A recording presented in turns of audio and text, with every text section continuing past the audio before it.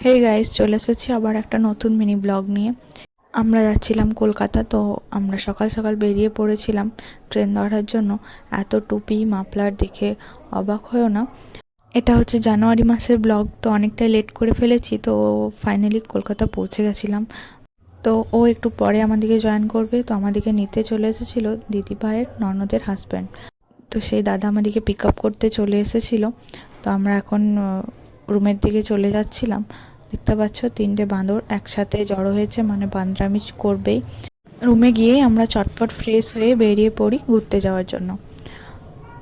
তো এখানে আমরা ট্রেন ধরবো, ট্রেনে করে আমরা চলে গেছিলাম মিউজিয়ামগুলো সব ভিজিট করে নেব। তো গিয়েই আমাদের প্রচুর খিদে পেয়েছিল, সেরকম কিছু খাওয়া হয়নি। তো আমরা খেয়ে নিয়েছিলাম মোমো আর এরা, তারপর কোল্ড ড্রিঙ্কস, এসব ওদের চলছেই।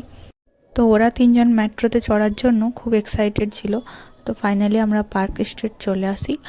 তো সেখান থেকে গিয়ে দেখি ইন্ডিয়ান মিউজিয়ামটা বন্ধ রয়েছিল সেদিন। তো সেদিন আমাদের আর ঘুরে দেখা হলো না, তো যাওয়াটাই লস হয়েছিল। এই যে দূর থেকে ভিক্টোরিয়া দেখতে পাওয়া যাচ্ছে। তো আমরা ওই পাশ হয়ে হেঁটে হেঁটে চলে গেছিলাম বাসে করে ইডেন গার্ডেন। জিজু বলল যে যদি কিছু খেলা হয় তাহলে স্টেডিয়ামটা দেখাবে, না তো পার্কে বাচ্চাগুলো খেলবে। তো সেই হিসাবে হলো। তো তো স্টেডিয়াম তো দেখা হলো না, কারণটা ভুলেও গেছি, এত দিন হয়ে গেছে ব্লগটা দিতে।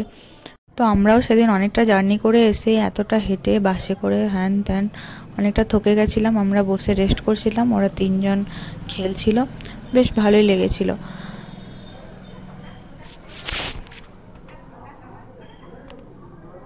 আমরা প্রায় ওইখানে 1-1.5 ঘন্টার মতো কাটিয়েছিলাম, অনেকটাই সময় কাটিয়ে ফেলেছিলাম।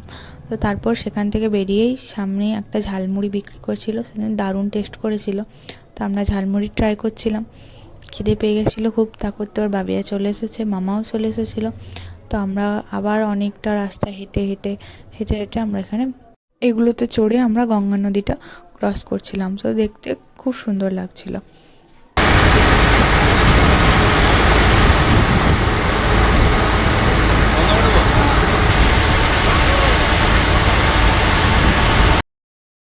দূর থেকে হাওড়া ব্রিজটা দেখা যাচ্ছে আর খুব সুন্দর লাগছিল দেখতে।